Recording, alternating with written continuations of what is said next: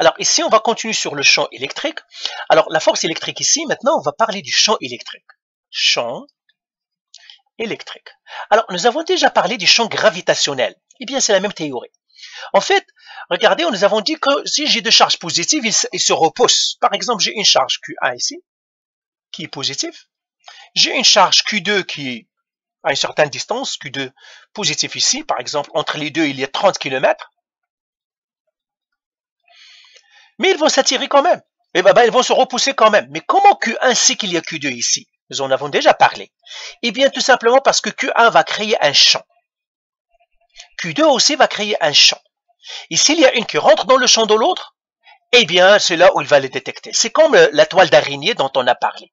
On a dit qu'une araignée, par exemple, elle crée une toile. Ça, c'est l'araignée, il est là. Et qu'est-ce qu'il fait? Il crée une toile. Et puis, dans la toile ici, il y a de la colle. Et si jamais il y a une victime qui s'approche, par exemple, une mouche qui s'aventure dans la toile, il va être collé. Et en se collant, il va faire vibrer la toile, et comme ça, c'est-à-dire l'araignée va aller la chercher. Donc, c'est ça ce qu'il fait. Eh bien, la même chose que pour les charges. Les charges Q, ils créent des champs, ils créent des toiles d'araignée. Alors, quelle toile d'araignée va créer chacune d'elles? Eh bien, si la charge est positive, il crée une toile d'araignée, une charge positive, je mettrai positif ici, il va créer une toile d'araignée, mais qui est sortante. Donc, ça va faire des lignes de champ, une toile d'araignée dans toutes les directions. Hein. Il va créer sa toile d'araignée dans toutes les directions. Et le champ ici, il est sortant. Comme ça. Et ça, c'est très important. Le champ qu'il va créer, il est sortant. Comme ça. La direction du champ, il est comme ça. Donc là, le positif essaye de toujours, il sort. Si c'était négatif, je vais le mettre avec une autre. Si c'est une charge négative, elle aussi, il va créer un champ. Parce que c'est comme ça comment il va détecter les autres. Il va créer un champ dans toutes les directions. Une toile d'araignée dans toutes les directions, elle aussi. Il va créer une toile d'araignée. Comme ça. Et lui, il est entrant. C'est comme le champ gravitationnel. Lui, il rentre. Et c'est ça la différence entre les champs gravitationnels et les champs électriques, c'est que dans les champs gravitationnels, tout simplement, ils rentrent, alors que dans le champ électrique, ça dépend de la charge. Si la charge est positive, eh bien le champ est sortant. Très positif. Si la charge est négative, le champ est entrant. Donc ici, vers l'extérieur, ici, c'est vers le centre. Donc c'est ça le champ. Alors, voilà, c'est tout ce qu'on doit avoir. Mais maintenant, on a une formule. Formule, c'est quelle est l'intensité de ce champ-là. Alors, le champ, on l'appelle E. Généralement, on l'appelle E. Parfois, on le met comme ça pour le distinguer de l'énergie. On va le mettre comme ça, champ électrique. Je mettrai comme ça E. E. Alors, l'intensité du champ, il est comme ça. Il est égal à quoi? Il est égal à K, la constante, Q, sur la distance au carré. C'est tout. Vous vous rappelez, avec le champ de gravitation, c'était la masse. Ici, c'est la charge. Q sur au carré, et puis j'ai une direction. D'accord? La direction, c'est, pour le positif, c'est l'extérieur, pour le négatif, c'est vers le centre. C'est pour ça que je ne le maîtrise pas, parce que ça dépend. Mais on va faire un exemple, un exercice pour que vous compreniez. Alors, exemple, exercice, exemple. Ici, ils nous disent, la charge 1, donc j'ai une charge 1, 4 fois 10 à la moins 5, est à 2 mètres de la charge 2. OK, moins 4, comme le montre le diagramme suivant. Trouve le champ électrique net au point A. Alors, le champ au point A, ça veut dire, si quelque chose, elle, il crée un champ. Elle aussi, il crée un champ. Q1 crée un champ, Q2 crée un champ, et on veut savoir quel est le champ qui sera ressenti ici. Donc, elle fait une toile d'araignée, elle fait une toile d'araignée. S'il y a une mouche qui s'attrape ici, qu'est-ce qu'il va ressentir? C'est ça au fond. On veut savoir c'est quoi. Alors, qu'est-ce qu'ils nous ont donné? Ils ont donné la distance entre les deux charges. Tout ça, c'est 2 mètres. Et ils veulent qu'on calcule ça. Alors, comment on va le faire? Eh bien, premièrement, je vais calculer le champ Q1 qui est en A. Et après, je vais calculer le champ Q2 et ce sont des vecteurs. Et je fais encore l'addition des vecteurs. Donc, première étape, donc question A ici. Donc, on veut se trouver le champ total, donc question A. Donc, je vais trouver le champ EA. Je vais trouver le EA. Le EA, ça serait quoi? Eh bien, ça ferait la constante K, Q1, sur la distance au carré avec la direction. Mais la charge QA est positive, donc vers l'extérieur. Je mettrai ici extérieur. OK? Alors maintenant, je vais les tracer. J'ai la charge Q1, elle est là. J'ai mon point A, je vais mettre avec un X, je ne mets pas un point parce qu'il n'y a pas une charge là-dedans. Le point A est ici. Qui est la distance entre Q1 et le point A? Eh bien, c'est 1 mètre. Pourquoi? Parce que la distance entre Q1 et Q2, c'est 2 mètres, donc la moitié, c'est 1 mètre. Et je vais calculer le champ. Alors, le champ, la direction, ça va être quoi? Parce que la charge est positive, et toujours, quand la charge est positive, le champ est sortant. Donc, le champ, il est comme ça. Sortant dans toutes les directions, donc le champ, il est comme ça. Donc, dans le point A, il va avoir un champ qui est vers l'est. Donc, je sais déjà le E1, il est vers l'est. Parce qu'il est vers l'extérieur, je sais qu'il est vers l'est. Parce qu'au point A, le point A, qu'est-ce qu'il va voir? Il va voir un champ qui va vers l'est parce qu'il sort de Q1 et il va vers l'est. Il va voir un champ vers l'est. Maintenant, je calcule le E1. Ah, pourquoi je l'ai fait comme ça? J'ai comme un zéton. Alors, le K, c'est 9.0 fois 10 à la 9. Je vais mettre les unités. Qui multiplie Q1. Q1, c'est 4.0 fois 10 à la moins 5 coulomb. Qui doit diviser le 1 au carré? 1 mètre au carré. Alors ça, je vais l'effacer maintenant, j'en ai plus besoin. Parce que j'ai trouvé la direction du vecteur. Et ça va me donner, alors je fais ce calcul. Alors, calculatrice, 9 fois, je vais faire tout simplement 9 fois 4 est égal à 36. Donc, ça va faire 36 fois 10 à la 4, qui divise 1 au carré ça fait rien, qui me donnerait 3.6 fois 10 à la 5 newton. Newton par coulomb. Donc, le champ, ça se mesure en newton par coulomb. Et bien voilà, j'ai trouvé le E1, donc je vais effacer ça ici. E1 est égal à 3.6 fois 10 à la 5 newton par coulomb. Maintenant, je dois trouver Q2. C'est-à-dire E2, pardon. E2. C'est-à-dire E2 égale. Je dois trouver sa direction, etc. Maintenant, je vais représenter encore. Ça, c'est le point A ici. Et ça, c'est le Q2. La distance entre les deux, c'est 1 mètre. Mais la charge Q2, elle est négative. Et puisqu'elle est négative, le champ rentre. Donc, le point A, qu'est-ce qu'il va voir? Il va voir un champ, il va voir une toile d'araignée, mais qu'il rentre, qu'il fait attirer vers la charge ici. Donc, le champ ici, ça va être encore vers l'est. Parce que le champ doit rentrer vers la charge. C'est ça la charge qui a créé le champ. Et le champ, puisque la charge est négative, les champs rentrent vers la charge. Si c'est positif, le champ sort de la charge. Donc, il rentre. Donc, ça, c'est l'est encore. Et maintenant, je dois faire les calculs. Alors, les calculs, ça va être quoi? Ben, le E2, ça va être K. Q1, ben, c'est-à-dire la charge, c'est Q2, sur la distance au carré. Et ben, ça va faire 9.0 fois 10 à la 9, newton, etc. Fois Q2, là, j'oublie le moins, 4.0 fois 10 à la moins 5, et qui me donnera sur le 1 au carré, mais 1 au carré, ça ne changerait rien, qui me donnerait encore la même chose, 3.6 fois 10 à la 5, newton par mètre ici, hein, par coulomb, pardon, newton par coulomb. Et là, ça va être encore 3.6 fois 10 à la 5 newton par coulomb. Et là, j'additionne les deux vecteurs. J'additionne les deux vecteurs pour trouver le champ. Alors, le champ E est égal à E1 plus E2. Mais là, ils ont la même direction. Donc, je n'ai pas à faire le tableau, ça va faire 3.6 fois 10 à la 5 fois 3.6 fois 10 à la 5. Alors, 3.6 fois 3.6, ça doit être 7.2 fois 10 à la 5 newton par coulomb vers l'est. Et bien voilà, j'ai trouvé le champ.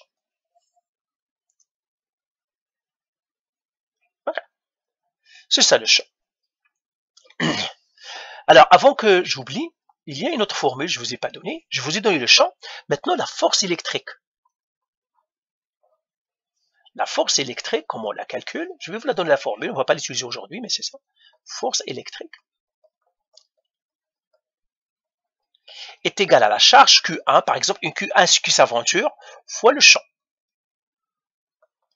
S'il y a une charge qui s'aventure dans le champ, ici, eh bien, ça va faire la charge fois E. Je vous donne cette formule-là, mais on ne va pas l'utiliser aujourd'hui. Mais je vous la donne pour que vous la connaissiez. Alors, faisons l'autre exercice. Trouve le champ électrique net au point B à 1 mètre au-dessus du point médiane. Alors maintenant, qu'est-ce qu'il nous dit? Je vais effacer tout. Ils me disent, la question B, ils me disent, trouve le champ au point B. Ici. Je veux trouver le champ au point B. Le point B, c'est quoi le champ ici? Donc ça, c'est la question B. Mais ça encore sont des vecteurs. Alors qu'est-ce que je dois faire? Je dois trouver le champ créé par la charge Q1 sur B. Quel champ, quelle toile d'araignée ici, la colle qui est là, c'est quoi pour créer B? Et je vais regarder qu'est-ce que le champ a créé Q2. Alors je commencerai par Q1. Je mettrai E1. Alors je dois calculer le champ et je dois faire la direction en fond. Alors je vais représenter ma figure et je vais représenter tout simplement, je vais représenter tout, mais je ne vais pas représenter la charge Q1. Alors, j'ai ça comme ça. J'ai ça comme ça. Et puis ce sont des pointillés. Pourquoi des pointillés? Parce que ce n'est pas la réalité, il n'y a rien là-dedans. Comme ça. Voilà. Le point B, il est là. Le Q1, il est là. Le Q1 est positif, ça veut dire que les champs vont sortir. Et bien le B ici, qu'est-ce qu'il va voir? Il va voir que le Q1 lui envoie un champ. Il est comme ça. Et il voit qu'il va sortir. Comme ça. C'est ça le champ que voit, hein, c'est ça le champ ici. Donc c'est ça ce qu'il voit ici, lui. Hein. Il voit ça. Alors, bien sûr, j'ai des mesures.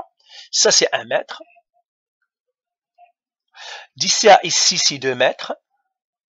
Mais ça, c'est 1 mètre. Donc déjà, j'ai la direction du champ. Ça, c'est sa direction, cet angle-là. Alors, comment je vais calculer cet angle-là? Bien sûr, vous pouvez faire, c'est-à-dire la trigonométrie. Donc, c'est un triangle rectangle. OK? C'est un triangle rectangle. Mais ici, vous pouvez voir déjà que c'est un triangle. Bah, je vais le faire. Ça, c'est un triangle rectangle. Je vais calculer cet angle-là. Alors, comment je vais le calculer? Ça, c'est l'opposé. Ça, c'est l'adjacent. Et puis, je vais sous Katoa. Sous Katoa, c'est tan. Parce que l'adjacent est l'opposé. Donc, j'ai tan dans l'angle, que j'appellerai θ, est égal à opposé sur l'adjacent. L'opposé, c'est combien? C'est 1 mètre. L'adjacent, c'est 1 mètre. Ça, c'est mon tan θ. Alors, 1 qui divise 1, c'est 1. Donc, c'est tan de θ égale à 1. Je vais faire tan moins 1. Alors, θ, ça va faire tan moins 1 de 1. Et là, ça me donnerait 45 degrés. Donc, ça, c'est 45 degrés. Donc, tout simplement, ce calcul, c'est facile. Donc, j'ai trouvé la direction, c'est 45 degrés. Maintenant, je vais trouver l'intensité du champ. Alors, l'intensité du champ, il me dit, pour calculer l'intensité du champ, le E1, elle est égale à quoi? Q1, qui divise la distance qui sépare jusqu'au point. Pour savoir combien, par exemple, Q1, il doit mettre de collier, aucune charge ici. Alors, je fais les applications, K c'est 9.0 fois 10 à la 9, fois Q1, mais Q1, c'est quoi? Ils me l'ont donné. Q1, c'est 4.0 fois 10 à la moins 5 coulombs, qui divise la distance au carré. Mais la distance, c'est quoi? Eh bien, je la connais pas, c'est cette distance-là. La distance entre les deux, c'est ça mon rayon. Mais ça, c'est facile à calculer, soit avec la trigonométrie, soit Pythagore, parce que c'est un triangle rectangle. Donc, je vais faire Pythagore. Pour calculer le R au carré ici, je fais C au carré égale à A au carré plus B au carré. Alors, C au carré est égal à 1 au carré plus 1 au carré. Alors, C, ça va être racine carrée de 2. Donc, ça va faire, je fais ici, ça c'est racine carrée de 2. Racine carrée de 2, c'est quoi? Donc, ça c'est Pythagore, je vous laisserai, ça ne doit pas vous créer de la misère. Hein. C'est 1,414. Donc, ça c'est 1,414. Et là, je l'aurai. 1,414 au carré. En fait, ça serait 2. Et puis là, ça va faire, je fais le calcul ici. Alors, 9 fois 4, 36 divisé par 2, ça va faire 18. Fois 10 à la 9. Newton par coulombe, à la 4, coulombe, qui me donnera 1,8 fois 10 à la 5. newtons par coulombe. Alors ça va être quoi? 1,8 fois 10 à la 5 newtons par coulombe. Ben voilà, j'ai calculé le E1. Maintenant, je dois calculer le E2. Je fasse tout. Je vais encore effacer tout et puis le reprendre. Je vais faire encore, même dessin. Il est comme ça. Il est comme ça. Alors, je vais supprimer un petit peu les petites ici. Pardon. Oh boy, pardon. Ça, c'est le point B. Et maintenant, moi, je m'intéresse à lui, c'est Q2 maintenant. J'aimerais savoir quel est le champ créé par Q2. Alors, le point B ici, qu'est-ce qu'il voit? Eh bien, il va voir un champ qui va rentrer. Pourquoi? Parce que Q2 est négatif. Q2 est négatif. C'est ce qu'il va voir. Il va voir un champ qui rentre ici. C'est ce qu'il va voir. Alors, là encore, je vais faire les directions. Ça, c'est 1 mètre. Ça, c'est 1 mètre. Ça, c'est 90 degrés. Et puis, le champ, il est là. La direction, c'est celui-là. Comme ça, ici. Alors, la direction. Alors, cet angle-là, c'est combien? C'est 45 degrés. C'est comme le tout à l'heure qu'on a fait. Vous faites SOHCAHTOA, vous allez trouver 90 degrés. Eh bien, là, je sais maintenant quel est le champ ici. Qu'est-ce que ça va être? Ça va être E2. Je sais que ça va être E2 est égal à une valeur. Et puis le champ, vous voyez, ça c'est le sud, ça c'est l'est, ça c'est le nord, ça c'est l'ouest. Donc ça va vers sud, 45 degrés, est. Ça c'est ma direction. Alors maintenant, je dois calculer le champ.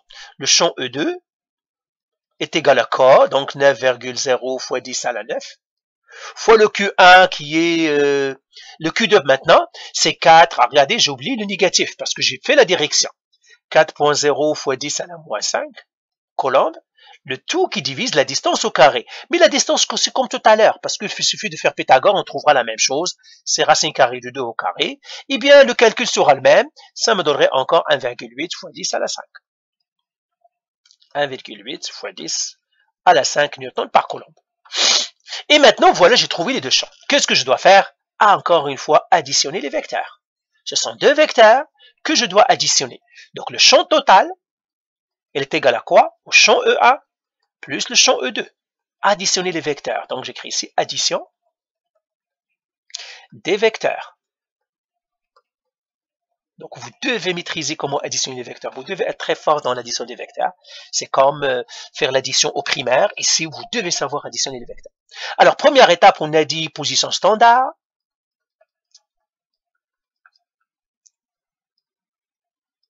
Alors, la position standard pour le E1, il est la même.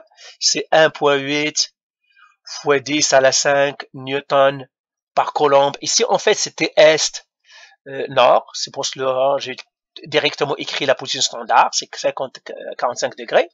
Et le E2, c'est 1,8 fois 10 à la 5 newton par coulombe. Et sa direction standard, il suffit de faire votre dessin. Vous étiez comme ça ici. Ça, c'est 45. Eh bien, vous êtes tout simplement ici. Vous devez faire 270 plus 45. Alors, ça me donnerait 5. Ça, c'est 11, 315. 315 degrés. Voilà. Et maintenant, qu'est-ce que je dois faire? Le tableau. Je vais faire mon tableau. Où est-ce que je vais faire mon tableau? Je vais essayer de le faire ici. Je vais essayer d'écrire petit.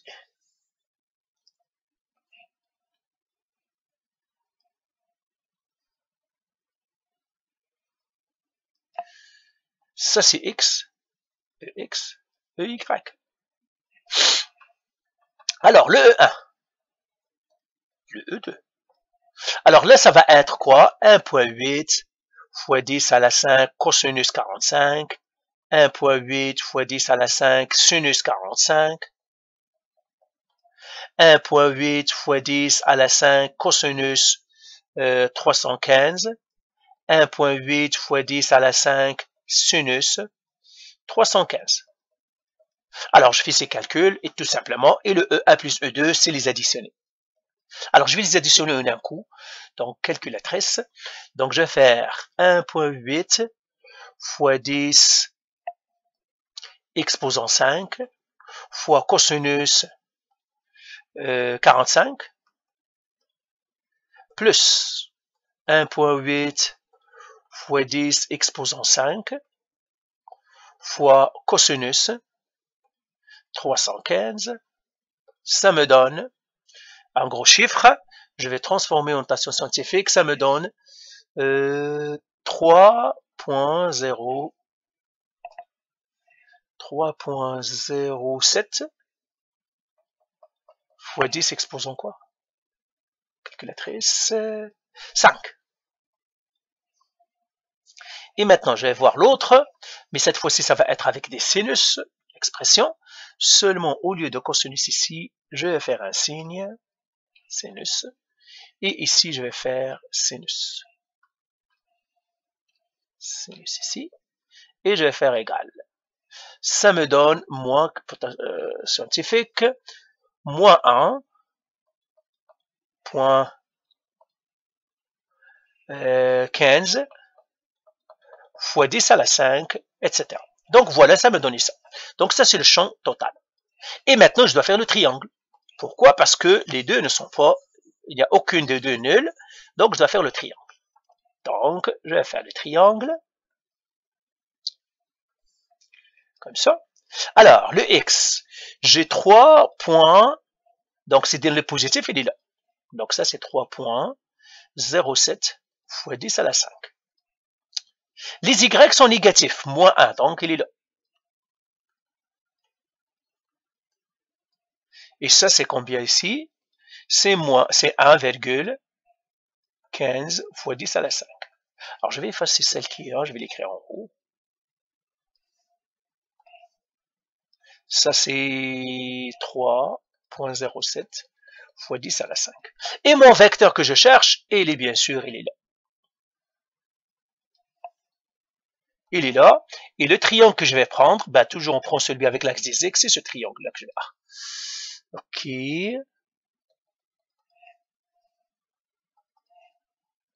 Oups. Un doux. Petite. C'est ça. Je vais prendre ce triangle-là ici.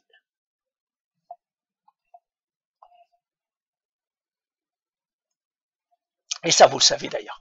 Alors, première chose, je calcule l'angle. L'angle, j'appellerai l'angle θ. Alors, θ, on calcule premièrement le Pythagore pour trouver la... donc, C au carré est égal à A au carré plus B au carré. Alors, C au carré égale, alors je fais le calcul de tout ça, 3.07 fois 10 à la 5 au carré plus 1.15 fois 10 à la 5 tout au carré, et je fais la racine carrée de tout ça, ça me donnerait mon C, c'est égal. Alors, je fais tout ça dans la calculatrice, donc je vais faire, alors, 3.07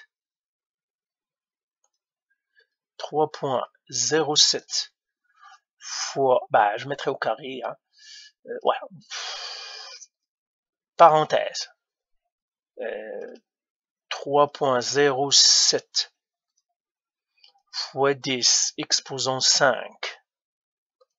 ferme la parenthèse, exposant 2, égale, plus, parenthèse, 1.15 fois 10 exposant 5, ferme la parenthèse, exposant 2. Ça donne tout ça, racine carrée, non, racine carrée de la réponse, ça me donne ça, notation scientifique, ça me donne 2,28 pardon, fois 10 à la 5 newton par coulomb. Donc voilà, j'ai trouvé l'intensité, hein, donc le C ici, le champ E, c'est 2,28 fois 10 à la 5 newton par coulomb. Maintenant, je vais trouver la direction, parce que c'est un vecteur. OK? C'est un vecteur. Je dois donner sa direction, je dois donner le θ. Le θ, c'est tan moins 1. Ben, tangente θ, en fait. Hein. Θ, tan θ égale à opposé qui divise adjacent. Alors, tan θ égale à 1.15 fois 10 à la 5 sur 3.07 fois 10 à la 5. Alors, mais à la 5 ne sont pas bien faits. On a l'impression que c'est des 105. Donc, ça, c'est exposant 5. Alors, fois 10, exposant 5, exposant 5. Alors, ça, tout simplement, je vais faire la calculatrice trouver l'angle. Vous savez comment le faire. Je vais le faire en un coup. 1.15 qui doit diviser 3.07. Alors, j'ai pas fait les fois 10 à la 5 parce que ça donnerait la même réponse. Ça me donnerait 21 degrés. Ça, c'est 21 degrés. Alors, ça va faire quoi? Est, 21 degrés, sud. Et ben voilà, j'ai trouvé mon champ. Alors, le champ, normalement, il était comme ça. Donc, celui-là, il va être comme ça. Et l'autre, il va être comme ça. OK? Alors, normalement, on doit le trouver ici dans l'Est. Je sais pas, j'ai fait une erreur quelque part, mais c'est ça. J'ai fait une erreur quelque part. Je sais pas, on doit le trouver vers l'Est. OK. Mais c'est ça. Bah, la vidéo est trop longue, donc je vais pas la reprendre, mais c'est ça, on doit le trouver vers l'Est. OK, allez, bye.